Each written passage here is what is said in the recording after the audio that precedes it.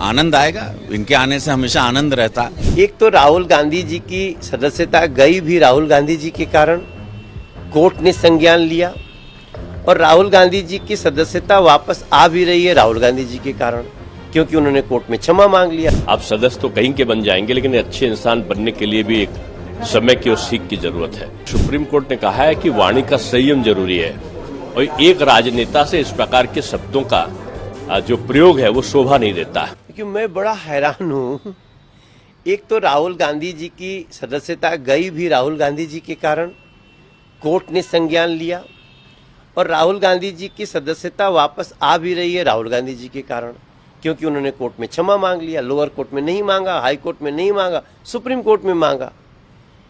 लेकिन जीतने के बाद ये जीत नहीं है, ये आपको बरी किया गया है। बरी किस मामले में? आपने क्षमा मांग लिया कि गलती हो गई, माफ कर दो, और गलती होने के बाद भी आप करें हमारी जीत है। मतलब आपने ओबीसी समाज के कम्युनिटी को गाली दिया तो आपकी जीत है, और फिर कहते हैं ये मोहब्बत है। अगर गाली देना मोहब्बत है राहुल जी, तो फिर बहुत सारे लोग आपको मोहब्बत दिखाने लगेंगे इस देश में। आनंद आएगा, इनके आने से हमेशा आनंद रहता। जैसा आनंद हो अविश्वास प्रस्ताव में भी बात रखेंगे। नहीं, आनंद आएगा, उसमें और आनंद, पूरा देश आनंदित होगा। देश आनंदित होना चाह रहा है, सावन का महीना है, आनंद होना चाहिए।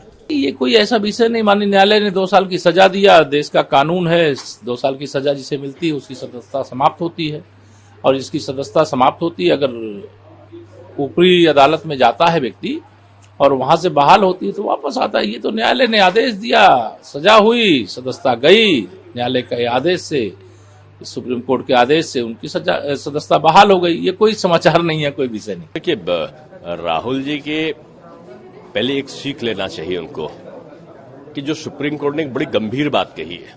सुप्रीम कोर्ट ने कहा है कि वाणी का संयम जरूरी है, और एक राजनेता से इस प्रकार के शब्दों का जो प्रयोग है वो शोभा नहीं देता। तो मैं समझता हूं ये इतनी बड़ी टिप्पणी है कि एक राजनेता के लिए, जो किसी दल का राष्ट्रीय अध्यक्ष रह चुका हो, उसके लिए शर्मनाक है। पहले आत्मचिंतन की जरूरत है। आप सदस्य तो कहीं के बन जाएंगे, लेकिन अच्छे इंसान बनने के लिए भी एक समय की और सीख की जरूरत है। उनको दोष मुक्त नहीं किया गया है, केवल उनकी सजा पर रोक लगाई गई है, और अभी भी उनकी अपील पेंडिंग है कोर्ट के अंदर। उसका इंतजार करना चाहिए, और ये तो एक सामान्य प्रक्रिया है, क्योंकि 2 साल की सजा हुई तो उनकी मेमोरी जो है वो समाप्त हो गई, फिर उनकी मेमोरी को बहाल कर दिया गया, चूंकि सुप्रीम कोर्ट ने सजा पर रोक लगाई है। तो वो अभी एक्विटल नहीं हुआ है, वो दोष मुक्त नहीं हुए हैं। अभी भी जो आरोप था वो अभी भी बरकरार है, और कोर्ट ने ये भी कहा कि it was not in a good test.